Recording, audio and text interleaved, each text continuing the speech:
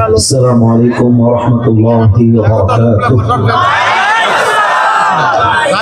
আমার প্রিয় গাইবান্ধা গোবিন্দগঞ্জবাসী, আমি আপনাদের একজন মেহমান হয়ে মুসাফির হিসেবে সবার কাছে আবদার রাখছি দুইটা।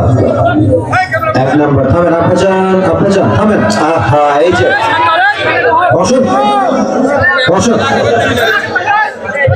অযথা না বুঝে চিৎকার চেঁচামেচি। ক্যামেরাম্যান ভাইরা যারা এসেছে তারা এখানে নাচানাচি ভিডিও করতে আসে নাই, তাফসীর মাহফিল রেকর্ড করবার জন্য এসেছে। তারা পুরো বাংলাদেশ আমাদের আওয়াজ শুনে এই সমস্ত ক্যামেরা এবং মিডিয়ার মাধ্যমে সুযোগ দিতে হবে।